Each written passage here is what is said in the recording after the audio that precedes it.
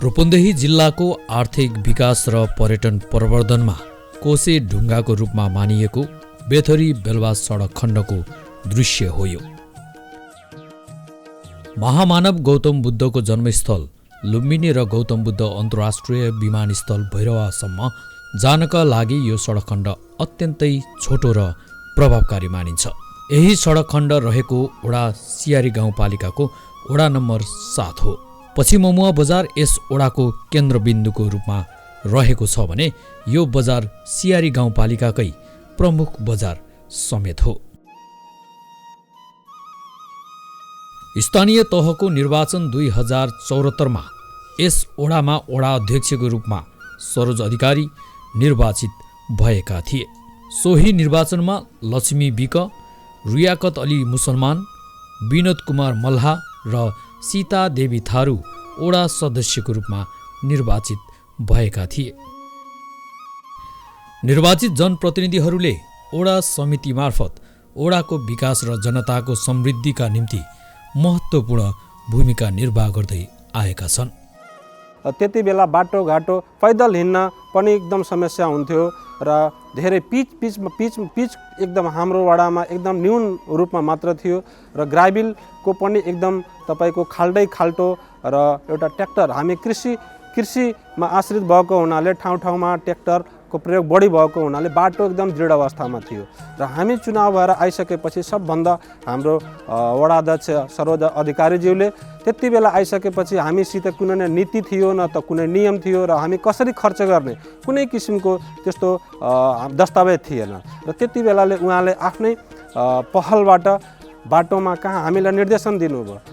त्यति बेला कहाँ कतिको आवश्यकता छ, सुरुमा प्रथम हामी बाटोलाई कम्तीमा आवत जावतको लागि जनतालाई सहज होस् भनेर ग्राभिलको लागि तुरन्त उहाँले पहल गर्नुभयो र उहाँले भनेअनुसारले हामी सबै वार्डभरि हामी घुम्यौँ र हामी जनताहरूसँग समन्वय गरेर तपाईँहरूको बाटोघाटो कहाँ आवश्यकता छ अहिले तत्काल काम चलाउनको लागि त्यही किसिमबाट उहाँहरूले डाटा दिनुभयो र हामी त्यही डाटा अनुसारमा ग्राभिल गर्ने काम हामी लगभग असाढमा आयौँ र असाढमा पानी त्यति बर्खायाम भएको बेलामा बाटो एकदम दृढ थियो र त्यो बेला हामी सबै टोलमा गयौँ, गाउँमा आवश्यकता अनुसार ग्राभिल गऱ्यौँ।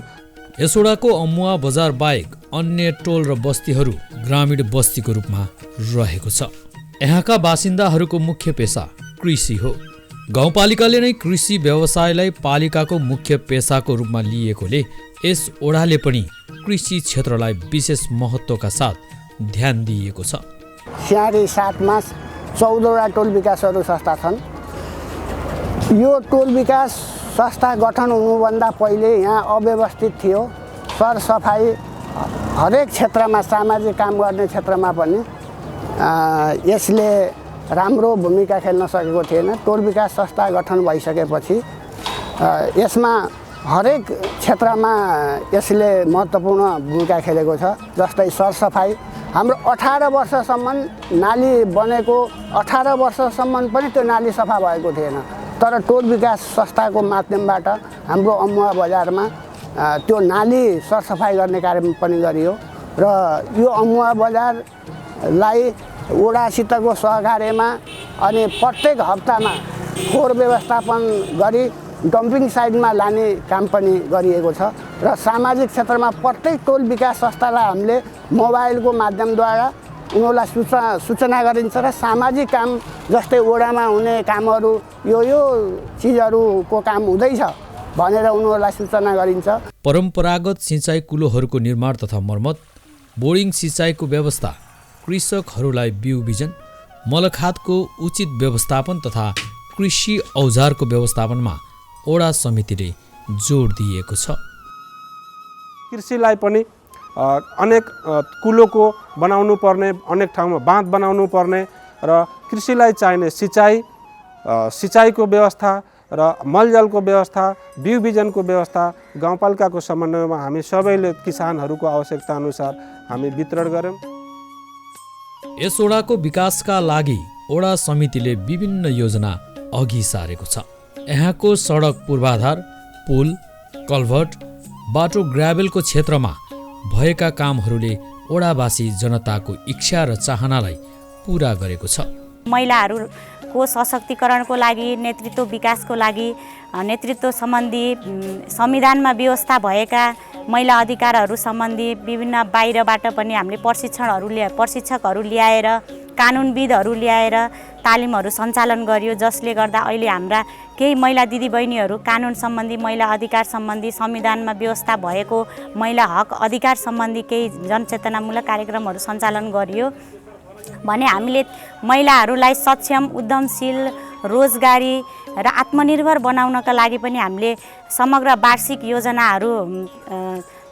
योजनाहरू बनाएर विभिन्न तालिमहरू सञ्चालन गरियो, बुटिक सम्बन्धी तालिमहरू सञ्चालन गरियो, फेसन डिजाइनिङ तालिमहरू सञ्चालन गरेर अहिले कतिपय महिला दिदीबहिनीहरू व्यावसायिक रूपमा स्थापित भएर रोजगारी गरेर आर्थिक उपार्जन गरिराख्नु भएको छ।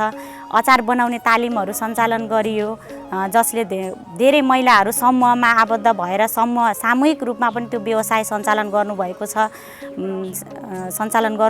छ भने हामीले सिलाइ कटिङ तालिमहरू सञ्चालन गरियो।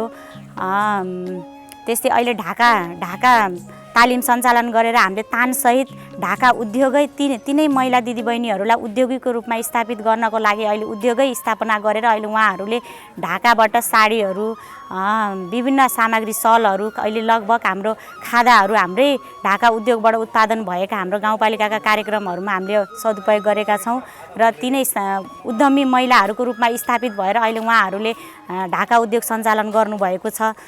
त्यसै गरी अन्य महिलाहरू जस्तो हाम्रो यो दक्षिणी मधेसी क्षेत्रका महिलाहरू पनि अहिले कतिपय पहिला एउटा बोल्नको लागि पनि उहाँहरू आफ्नो परिचय दिन पनि हिचकिचाउनुहुन्थ्यो भने अहिले चाहिँ विभिन्न तालिमहरूमा उपस्थित गराएर उहाँहरूलाई चाहिँ अहिले अलिकति आफ्नो परिचय दिने ठाउँमा गएर हामी पनि आफ्नो अधिकारको लागि बोल्नुपर्छ, स्थापित हुनुपर्छ भनेर बोल्न समेत धेरै नसके पनि हामीले केही महिलाहरूलाई हामीले स्थापित गर्न सकेका छौँ भने बालबालिका बाल विवाहहरूको लागि पनि विभिन्न कार्यक्रमहरू सञ्चालन गरेका छौँ र विशेष गरी हाम्रो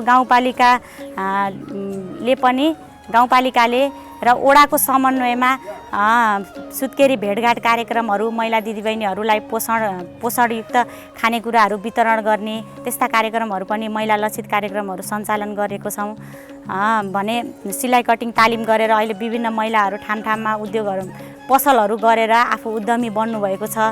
हामीलाई यो महिलाहरूलाई गाउँपालिकाले र यहाँ नारी एकता ऋण संस्थाले हामीलाई यो तालिम उपलब्ध गराउनु भयो र अहिले हामीले सलहरू बनाएर उपलब्ध गरायौँ त यहीँ नारी एकता संस्थाले बेच्नुहुन्छ। पहिला हामी फुर्सदमा घरमै बसिराख्थ्यौँ र अहिले गाउँपालिका वडा कार्यालयहरू या नारी एकताले हामीलाई यो तालिम उपलब्ध गराउनु भयो र अहिले हामी यहाँ स्वरोजगार गरिरहेका छौँ। यसमा हामी धेरै खुसी छौँ र यहाँ नारी एकतालाई, गाउँपालिका या वडा कार्यालय सबैलाई धन्यवाद दिन चाहन्छु।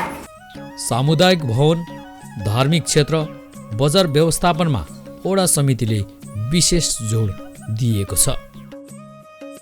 सियारी 7 मा बसोबास गर्ने मुख्य जातिमा ब्राह्मण, क्षेत्री, थारू, मगर, गुरुङ, यादव, मधेसी मुस्लिम, बानिया तेली, लोध, केवट, नाउ, मल्लाह, दलित समुदायमा विश्वकर्मा, लोहार, दमाई आदि छन्।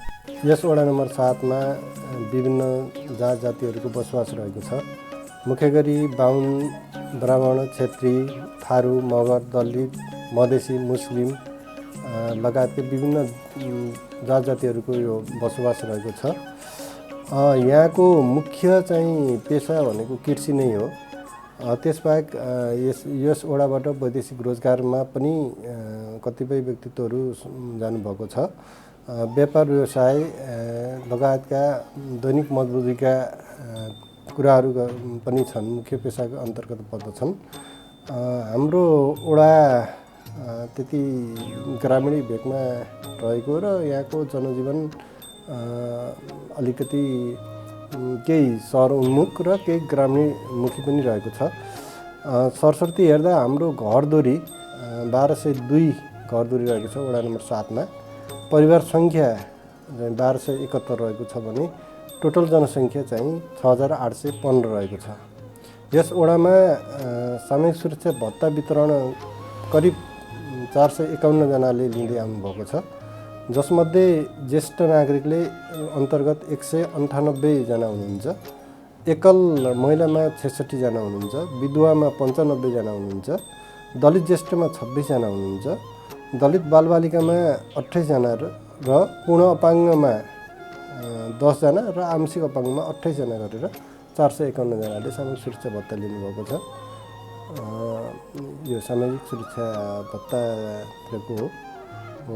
त्यसबाहेक अब पञ्जीकरण सम्बन्धी कामहरू पनि हाम्रो वडाबाट सम्पन्न हुन्छ। व्यक्तिगत घटना दर्ता अन्तर्गत जन्म दर्ता धेरै हुन्छ प्राय, अनि त्यसपछि गएर मृत्यु भयो, बसाइसराई, विवाह दर्ता लगायतका कामहरू पनि दैनिक रूपमा हुने गरेका छन्।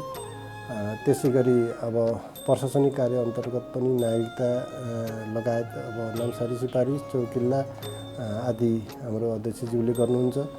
व्यक्तिगत घटना दर्ता र केही मुचुल्का लगायतका कामहरू हामीबाट गर्छौँ। आर्थिक कुराहरू पनि सबै वडा सचिव माध्यमबाटै जाने गर्दछ।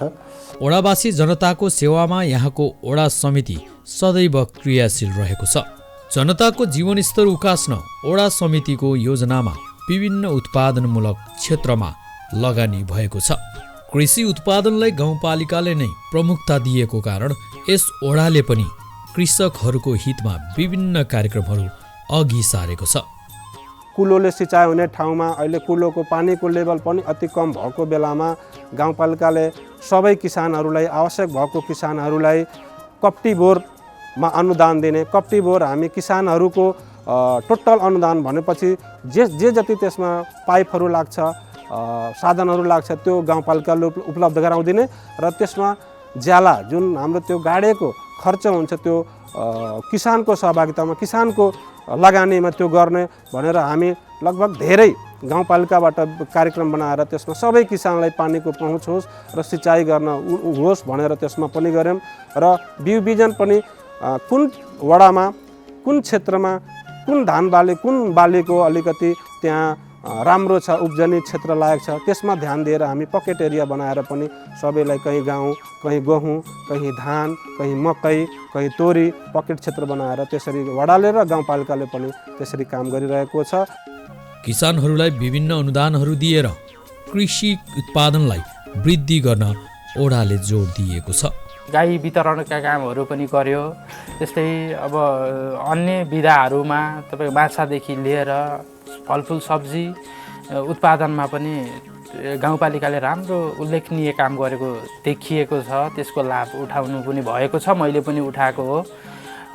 म अझ सन्देश के दिन चाहन्छु भने म जस्ता युवा तथा यो पेसामा संलग्न अथवा खेती किसान अथवा कृषि उपज व्यवसाय गरेको व्यक्तिहरूलाई देशमा पनि केही गर्न सकिन्छ। लगानी वृद्धि गरेर अथवा नयाँ प्रविधिले गर्ने हो भने पक्कै पनि आज नभए पनि भोलि सफल हुन सकिन्छ भन्ने उदाहरण पनि हामीले दिनुपर्छ हैन। तपाईको अब त्यसैमा केन्द्रित भएर त्यसैलाई नै मुख्य तरिकाले लिएर जाने हो भने पक्कै पनि असफल सायदै भइदैन होला है। अनि त्यसपछि अब हामी जस्ता युवाले नै हो, हामी जस्ता युवाले नै हो यो देशलाई उकास्ने, बढाउने, अगाडि लैजाने, देशको स्तर उन्नति गर्ने जस्ता कुराहरूलाई पनि हामीले एउटा मनन गरेर अगाडि बढ्नु पर्दछ। सियारी गाउँपालिकाले पक्कै पनि किसानहरूलाई किसान लक्षित योजनाहरू ल्याएर राम्रोसँग तपाईँको चाप कटर, त्यसपछि निःशुल्क रूपमा जुकामाटेको औषधिहरू, पशुपालन, माछा पालन, कुखुरा पालनसँग सम्बन्धित विभिन्न रोग निवारणका लागि वडा कार्यालय वडामा एउटा भेटेनरी सहायक प्राविधिकहरूको पनि व्यवस्था गर्नुभएको छ। यसका लागि पनि म सियारी गाउँपालिकालाई एकदम विशेष आभारका साथ धन्यवाद दिन चाहन्छु। वडा नम्बर सियारी गाउँपालिकाले कृषि कार्यक्रमहरू ल्याएको छ, जसमध्ये गाई वितरणका कुराहरू भए, चाप कटरदेखि लिएर तपाईँ मोटर कृषि त्यसपछि तपाईँको एउटा काउ म्याटहरूको व्यवस्था पनि गरेको छ। त्यस्तै तपाईँको विषादी छड्ने एउटा ट्याङ्की जस्ता कुराहरू पनि दिइरहेको छ गाउँपालिकाले। कृषि प्राविधिक शिक्षालय यही ओडामा रहेको छ। सियारी गाउँपालिकाको शैक्षिक केन्द्रको रूपमा रहेको यस ओडाको तर्फबाट शिक्षालयको प्रवर्धनका निम्ति विभिन्न चरणका कामहरू भएका छन्। यस शिक्षालयमा अध्ययनका लागि देशका विभिन्न भागबाट विद्यार्थीहरू आउने गर्दछन्। कृषि क्षेत्रमा अब्बल र दक्ष जनशक्ति उत्पादन गरी राष्ट्रको उन्नतिमा योगदान पुर्याउने शिक्षालयको उद्देश्यलाई ओडा समितिले आवश्यक वातावरण निर्माण गरी सहयोग गरिरहेको छ।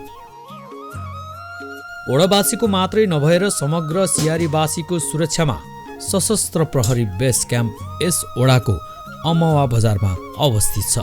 त्यसैगरी नागरिकको स्वास्थ्य सुरक्षामा क्रियाशील स्वास्थ्यकर्मीहरू स्वास्थ्य चौकी मार्फत सेवामा तत्पर छन्। नेपाल सरकारले तोकिएको राष्ट्रिय खोप तालिका बमोजिम खोप सेवा प्रदान गर्दै आएका छौँ नियमित रूपमा। त्यो लगायत सुरक्षित मातृत्व, गर्भवती चेक जाँचको कुरा भयो। अनि सुत्केरी भइसके पछाडि हामी चाहिँ उहाँहरूलाई घरमा गएर सुत्केरी सेवा पनि हामीले दिने गरेका छौँ। यो कार्यक्रम चाहिँ सियारी गाउँपालिकाबाट उपाध्यक्ष श्री अमृता गुरुङज्यूको अग्रसरमा चाहिँ पिएनसी भेट कार्यक्रम चाहिँ हामीले गत आर्थिक वर्षदेखि नै सुरु गरेका हौँ। त्यसपछि गएर हामी परिवार नियोजन सेवा यहाँबाट प्रदान गरेका छौँ। 5 किसिमका परिवार नियोजन सेवाहरू चाहिँ यो संस्थाबाट पाउन सक्नुहुन्छ सेवाग्राहीहरूले। त्यसपछि गएर पोषण सम्बन्धी सेवाहरू हामीले प्रदान गरेका छौँ। अब यस अन्तर्गत चाहिँ हामीले 2 वर्ष मुनिका बच्चाहरूलाई कुपोषित बच्चाहरू यदि भेटियो भने तौलिने क्रममा कुपोषित बच्चाहरू भेटियो भने उहाँहरूलाई चाहिँ हामीले यो ओटिसी सेन्टर भनेर यो पालिका अन्तर्गत 2वटा सेन्टरलाई तोकेको छ। एउटा हर्नैया र अहिले चाहिँ हाल छपियामा पनि सुरुवात गरेको छ। तर हामीले चाहिँ ती बच्चाहरूलाई हर्नैया पठाइन्छ। यदि त्यहाँ पनि निको भएन भनेदेखि हामी बुटोल प्रादेशिक अस्पतालमा पुनर्स्थापन केन्द्रमा पठाएर त्यसरी हामीले उपचारको व्यवस्था चाहिँ मिलाएका छौँ। झाडा पखाला, श्वास प्रश्वास लगायत अन्य रोगहरूको बारेमा पनि हामीले यहाँबाट उपचार गरिन्छ। त्यस्तै क्षयरोग, अनि त्यसपछि कुष्ठरोग, त्यसपछि गएर महामारी तथा सरुवा रोग प्रकोप नियन्त्रण, जस्तो कोभिडका बेलामा यो स्वास्थ्य चौकीलाई अस्थायी कोभिड अस्पतालको रूपमा सिर्जना गरेर यहाँबाट धेरै अब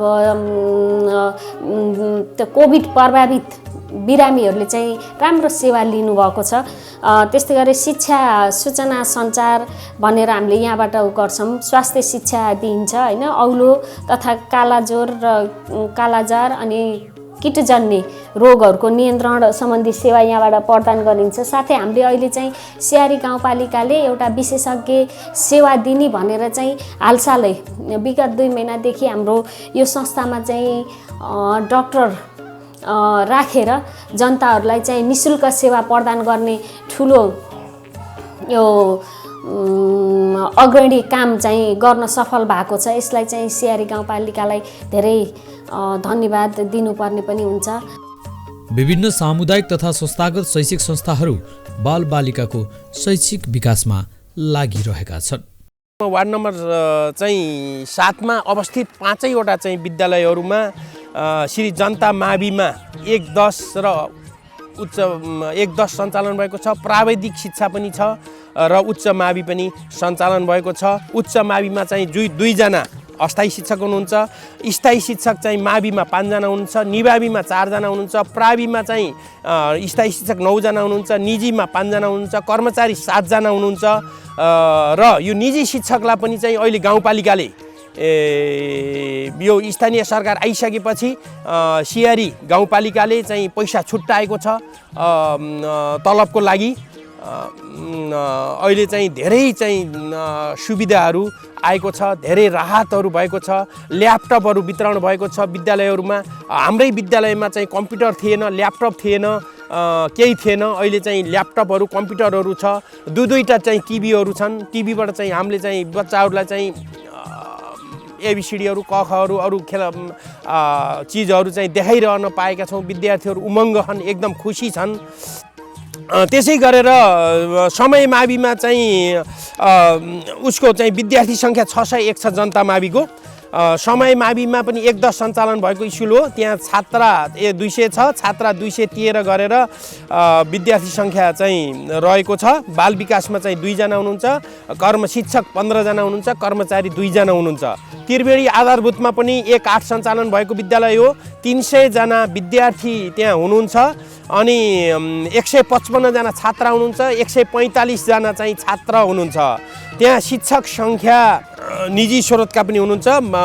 स्थायी चाहिँ निमा स्तरमा 1 जना हुनुहुन्छ, अरू चाहिँ राहत हुनुहुन्छ अनि निजी पनि हुनुहुन्छ। उहाँहरूलाई पनि चाहिँ गाउँपालिकाले निजीलाई तलब दिएको छ। अति सुन्दर विद्यालय छ। आकाशद्रवी आधारभूतमा 220 जना 1-5 चलेको विद्यालय हो। त्यहाँ चाहिँ 220 जना विद्यार्थी हुनुहुन्छ, 1 जना राहत शिक्षक हुनुहुन्छ, 4 जना निजी हुनुहुन्छ, 1 जना कार्यालय सहयोगी हुनुहुन्छ, बाल विकास 1 जना हुनुहुन्छ, सामुदायिक बाल विकास केन्द्रमा पनि 1 जना शिक्षक हुनुहुन्छ। राम जानकी प्रावि मेरै विद्यालय हो। यस विद्यालयमा 88 जना विद्यार्थीहरू हुनुहुन्छ, छात्र 50, छात्र 38 जना, शिक्षक चाहिँ स्थायी 1 जना, राहत 2 जना, निजी 2 जना, बाल विकास 1 जना, कार्यालय सहयोगी 1 जना गरेर हुनुहुन्छ। यस ओडामा विभिन्न सहकारी संस्था, बैंक तथा वित्तीय संस्थाले आर्थिक क्रियाकलाप सञ्चालन गरिरहेका छन्। तिनाउ नदी यही ओडामा जोडिएका कारण नदीजन्य पदार्थको बिक्री वितरणबाट गाउँपालिकाले राजस्व सङ्कलन गरिरहेको छ। विभिन्न क्रसर उद्योगहरू यहाँ सञ्चालनमा रहेका छन्। नदीको प्रवाहबाट ओडाका स्थानीयवासीलाई सुरक्षा दिन ओडा समितिले तटबन्धका लागि विभिन्न योजना अघि बढाएको छ। भूक्षय तथा बाढीको प्रकोप रोक्न भएका कामहरूले नागरिकको सुरक्षामा मद्दत मिलेको छ।